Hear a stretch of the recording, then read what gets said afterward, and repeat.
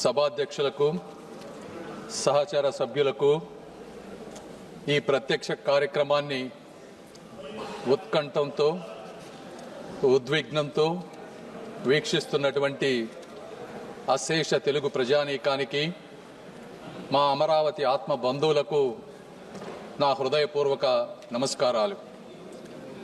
ఆంధ్రుల కలల రాజధానిగా అమరావతికి చట్టబద్ధత కల్పిస్తూ అమరావతి ఆంధ్రప్రదేశ్కు ఏకైక రాజధాని అని ప్రస్తావిస్తూ దేశంలోనే మొట్టమొదటిసారిగా రాజధానిని నిర్మించే ఈ చారిత్రక ఘట్టంలో అమరావతి బిడ్డగా ఈ సభలో ప్రసంగించటం నాకు అదృష్టంగాను గౌరవంగాను భావిస్తున్నాను. ముందుగా తరతరాలుగా సాగు చేస్తున్న భూమిని రాజధాని నిర్మాణం కోసం త్యాగం చేసిన రైతన్నలకు, వందలాది రోజుల దీక్షతో శాంతియుత ఉద్యమం చేసిన మహిళామ తల్లులకు హృదయపూర్వక కృతజ్ఞతలు తెలియజేస్తా ఉన్నాను. సార్, కృష్ణానది ఒడ్డున, ఆంధ్రప్రదేశ్ నడిబొడ్డున ఉత్తర దక్షిణ ప్రాంతాలకు సమాన దూరంలో 3000 సంవత్సరాల నాగరికతకు నిదర్శనం ఈ అమరావతి. శాతవాహనుల సామ్రాజ్యానికి సాక్ష్యం ఈ అమరావతి. సంస్కృతి, శాంతి, విజ్ఞానానికి యుగయుగాల నిలయం ఈ అమరావతి. బౌద్ధ స్తూపాలు, శిల్పాలు, శాసనాలతో విరాజిల్లినటువంటి పవిత్ర భూమి ఈ అమరావతి. అలాంటి అద్భుతమైన ప్రాంతాన్ని ఒక్క రూపాయి ఖర్చు లేకుండా, ప్రపంచంలో ఎక్కడా జరగని విధంగా, ఎవరిని నొప్పించకుండా, ఎవరిని కదిలించకుండా 60 రోజులలో 29,000 రైతుల స్వచ్ఛంద భాగస్వామ్యంతో 34,000 ఎకరాల భూమిని సేకరించి అమరావతి అభివృద్ధికి అంకురార్పణ చేసినటువంటి శక్తి, వ్యక్తి, నమ్మకం మా ముఖ్యమంత్రి శ్రీ గౌరవ నారా చంద్రబాబు నాయుడు గారు. సార్, ఈ నమ్మకం ఒక్క రోజుతో వచ్చినటువంటి నమ్మకం కాదు. 40 సంవత్సరాలుగా ఒక సుదీర్ఘ రాజకీయ ప్రయాణంలో ఇటుక పేర్చుకుంటూ పొద్దున లెగిసిన దగ్గర నుంచి పండుకునే వరకు ప్రజా సంక్షేమమే పరమావధిగా తన పూర్తి జీవితాన్ని త్యాగం చేసినటువంటి ఒక వ్యక్తిపై ఉన్నటువంటి నమ్మకమే ఈ అమరావతి. సార్, ఆ వ్యక్తిని నమ్మి, రాష్ట్ర హామీని నమ్మి ప్రపంచ స్థాయి రాజధాని వస్తుందని తమ పూర్వీకుల జీవనాధారాన్ని అక్కడ రైతులు వదులుకున్నారు. సార్, 2019 ఆంధ్రప్రదేశ్ జరిగినటువంటి సార్వత్రిక ఎన్నికల్లో ఆ రోజు ఉన్నటువంటి జగన్మోహన్ రెడ్డి గారు పాదయాత్ర చేసి ఊరు తిరిగి ఈ ప్రాంతం చిన్న ప్రాంతం, ఇక్కడ 3 రాజధానులు సరిపోవు, ఈ అమరావతిని ఆంధ్రప్రదేశ్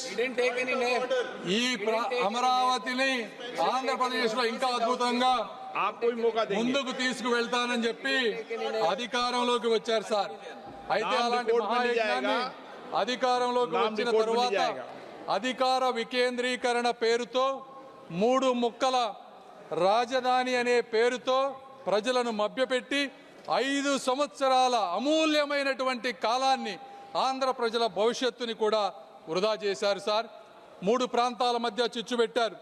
సార్, నేను ఇక్కడ చాలా బాధతో కొన్ని విషయాలు చెప్పాలనుకుంటా ఉన్నాను. ఇది రాజకీయ విమర్శ కాదు. సార్, 29,000 మంది రైతులకు జరిగినటువంటి అన్యాయం, అవమానం గురించి మాట్లాడాలి. సార్, ఆ రైతులని పెయిడ్ ఆర్టిస్టులని పిలిచారు. సార్, ఈ సభలో ప్రస్తావించలేని వ్యాఖ్యలతో మహిళలను ఇబ్బందులకు గురి చేశారు. వారిని చూసి నవ్వారు. అమరావతిని మర్చిపోమ్మన్నారు. 30-40 సంవత్సరాలు తన భూమిలో పంటలు పండించిన రైతులు వారి గ్రామాల్లో తిరగటానికి ఐడి కార్డులు చూపించమన్నారు. సార్, 144 సెక్షన్ అమలు చేసి వారి స్వేచ్ఛను అడ్డుకున్నారు. సార్, ఈ బాధ ఇక్కడితో ఆగలేదు. న్యాయస్థానం నుండి దేవస్థానం వరకు 45 రోజులు మహాపాదయాత్రలో రైతులను అమానుషమైనటువంటి హింసకు గురి చేశారు. మేకులతో ఉన్నటువంటి లాఠీలతో వారిని కొట్టారు. సార్, గర్భిణీ మహిళలపై బూట్ల కాళ్లతో తన్నారు. ఆఖరికి మహిళా దినోత్సవం రోజున ఆలయానికి వెళ్ళినటువంటి మహిళలపై కూడా దాడి చేశారు. సార్, వారి భోజనంలో ఇసుక వేశారు. అయినా కూడా వారు ఎక్కడా కూడా వెనకడుగు వేయలేదు. రోడ్లను శుభ్రం చేసి వీధుల్లోనే భోజనం చేశారు సార్. ఆఖరికి ప్రశ్నించిన మీడియాని కూడా వారిపై కేసులు పెట్టారు. ఇది సార్, ఇది 1631 రోజులు జరిగినటువంటి అమరావతి వ్యధ కథ అని ఈ సభాముఖంగా తెలియజేసుకుంటున్నాను సార్. అయితే ఆ రోజు వారు ఆ తల్లుల కన్నీళ్లే ఈరోజు ఈ చట్టానికి పునాది రాళ్లుగా మారుతున్నాయని వారు గ్రహించలేకపోయారు సార్. ఈ వైఎస్ఆర్సీపీ ప్రభుత్వాన్ని కానీ అప్పటి ముఖ్యమంత్రి గారిని కానీ ఈ చరిత్ర ఎప్పటికీ మర్చిపోదు సార్. ఈరోజు ఒక రాష్ట్రం అభివృద్ధి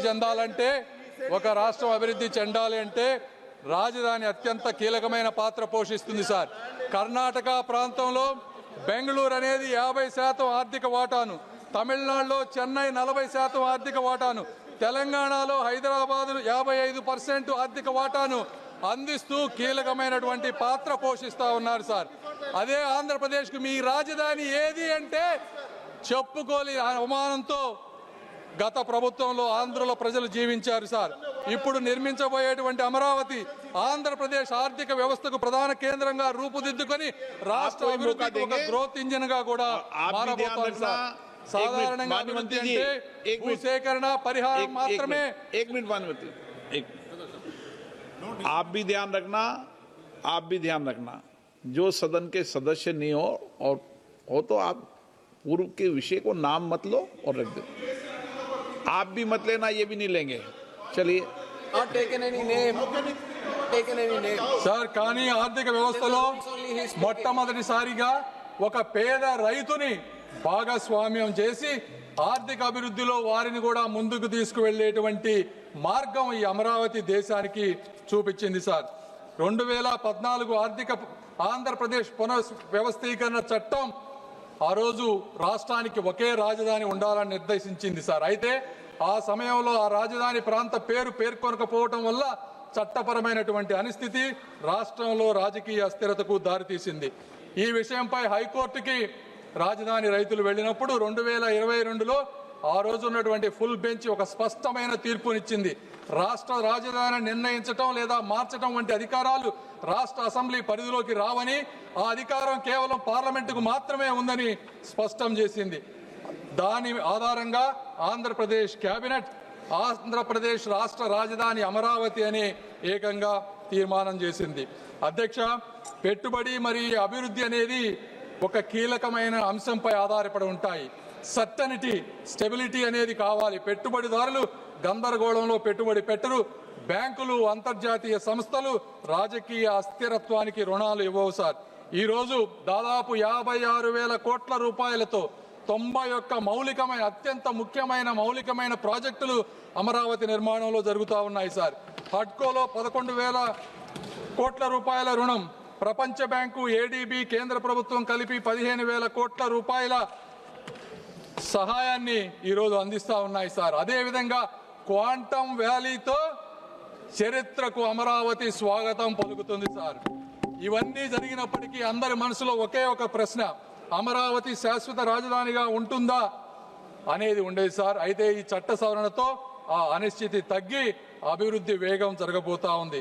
రాజధానులు అనేది ఎన్నికల కోసం కాదు సార్, తరతరాల కోసం నిర్మించబడతాయి.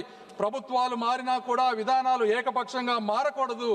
ఈ విధంగా ప్రభుత్వాలు ముందుకు వెళ్ళినప్పుడు మాత్రమే ప్రజల పట్ల కానీ, పార్లమెంటు పట్ల కానీ, ప్రజాప్రతినిధుల పట్ల కానీ ఒక విశ్వాసం వస్తుంది.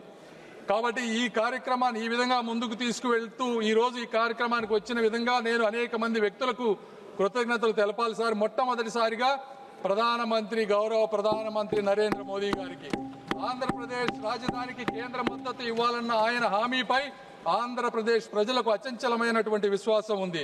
మోదీ గారు ఇచ్చిన మాట నిలబెడతారని గత 12 సంవత్సరాలుగా ఎన్నోసార్లు నిరూపించబడింది. అదే ఈరోజు ఆ విశ్వాసం మరొక్కసారి రుజువైంది సార్. రెండవది, మా ముఖ్యమంత్రి గారు శ్రీ నారా చంద్రబాబు నాయుడు గారు అమరావతి ఆయన ఆశయం, ఆయన కళ, ఆయన ధ్యేయం. రాష్ట్ర అభివృద్ధిలో రైతులను భాగస్వాములుగా మార్చిన ఆయన దూరదృష్టి చరిత్రలో నిలిచిపోతుంది. ల్యాండ్ పూలింగ్ విధానం, ప్రపంచ స్థాయి ప్రణాళిక, ఇవన్నీ వారి నాయకత్వానికి నిదర్శనం సార్. ఎన్ని అడ్డంకులు వచ్చినా, ఎన్ని పరీక్షలు ఎదురైనా అమరావతి అనే స్వప్నాన్ని ఒక్క క్షణం కూడా పట్టు వదలని సంకల్పం ఆయనది సార్. మూడవ వ్యక్తి శ్రీ పవన్ కళ్యాణ్ గారు తన గళంతో తన శక్తితో ప్రజా ఉద్యమ స్ఫూర్తిని నింపి కూటమి ఐక్యతకు తెలుగు ప్రజల అభివృద్ధికి కంకణబద్ధుడైనటువంటి నాయకుడు శ్రీ పవన్ కళ్యాణ్ గారు సార్. ఈ ముగ్గురి కలయిక అమరావతి ఆశయానికి ఒక శక్తి, తెలుగు వారి భవిష్యత్తుకు ఒక భరోసా సార్. అదేవిధంగా ఈ కార్యక్రమాన్ని ముందుకు తీసుకువచ్చిన మరొక ముఖ్యమైనటువంటి ఇద్దరు వ్యక్తులు అమిత్ షా గారికి, అదేవిధంగా వెనక ఉండి ముందుకు నడిపిస్తున్నటువంటి మా యువ నాయకులు నారా లోకేష్ గారికి కూడా కృతజ్ఞతలు సార్. అదేవిధంగా ఇందులో ఇంకొక వ్యక్తిని కూడా మనం ప్రస్తావించాలి సార్. అమరావతిని అణిచివేయాలని, ఆపివేయాలని ఆయన చేసినటువంటి ప్రయత్నం సామాన్యమైనది కాదు సార్. జేసీబీలతో, జైళ్లతో భయపెట్టి కూల్చివేతలు సాగించి ఆయన చేసిన రాజకీయ విధ్వంసం కూడా ఒక చరిత్రే సార్. ఆయన అణిచివేత వల్లే ఈరోజు రైతుల గుండెల్లో అమరావతి ఒక ఉద్యమ అగ్నిగా రగులుతా ఉంది. ఆయన చేసిన అడ్డంకుల వల్లే ఈ రాజధాని ప్రాముఖ్యత దేశమంతా కూడా మారుమోగిపోయింది. ఆయన సృష్టించిన అస్థిరత వల్లే నేడు పార్లమెంటు సాక్షిగా అమరావతికి తిరుగులేని చట్టబద్ధత కల్పించాల్సిన అవసరం కూడా ఏర్పడించింది. వారు సృష్టించిన అడ్డంకులే ఈ అమరావతి పురోగతికి పునాదులయ్యాయి సార్. ఆఖరిగా పొట్టి శ్రీరాములు త్యాగంతో పుట్టినటువంటి రాష్ట్రం మా ఆంధ్ర రాష్ట్రం సార్. రైతుల త్యాగంతో రూపుదిద్దుకుంటున్నటువంటి రాజధాని మా అమరావతి సార్. ఆత్మగౌరవ పునాదులపై తెలుగు జాతిని మేల్కొల్పిన అన్న నందమూరి తారక రామారావు గారు వంటి చరిత్ర మా తెలుగు చరిత్ర సార్. ఆంధ్రులు ఎక్కడ ఉన్నా కూడా అక్కడ అభివృద్ధి వికసిస్తుంది. తమిళనాడు నుంచి విడిపోయి కర్నూలు వెళ్ళినప్పుడు ఆ రోజున హైదరాబాద్ ని కామన్ క్యాపిటల్ గా అందరం డెవలప్ చేసుకుంటామంటే అక్కడికి వెళ్లి ఆ నగరాన్ని ప్రపంచ పటంలో నిలపడంలో తెలుగువారు ఒక ముఖ్యమైనటువంటి పాత్ర పోషించారు సార్. చెన్నైలో పరిశ్రమలకు బలం తెలుగువారు ఇచ్చారు. బెంగళూరు, పూణేల్లో సాంకేతిక విప్లవానికి తెలుగువారు ముద్ర వేశారు. ఆఖరికి అమెరికాలో కూడా అభివృద్ధికి తెలుగువారు తోడ్పడుతూ ఉన్నారు సార్. చరిత్రలో ఇదే సంకల్పం, ఇదే ఐక్యత, ఇదే ప్రగతి పదం కూడా అమరావతి నిర్మాణానికి ఒక పునాది కాబోతా ఉంది సార్. ఆ రోజుల్లో పొట్టి శ్రీరాములు గారు 58 రోజులతో దీక్ష చేసి ఆంధ్ర రాష్ట్రాన్ని ఏర్పరిచిన, అదేవిధంగా 1631 రోజులు ఈ రోజు రైతులు రోడ్డెక్కి నిరాహార దీక్ష చేసిన తిరిగి లేచి నిర్మించగలిగే జాతి ఈ తెలుగు జాతి సార్. కాబట్టి ఇలాంటి చారిత్రక ఘట్టానికి, చట్టానికి మద్దతు తెలుపుతూ అమరావతి నిర్మాణంలో భాగస్వాములైనటువంటి ప్రతి ఒక్కరికి కూడా శిరస్సు వంచి నమస్కరిస్తూ I earnestly request that this bill be passed unanimously and with one voice. Jai Hind, Jai Andhra Pradesh, Jai Amaravati. Thank you.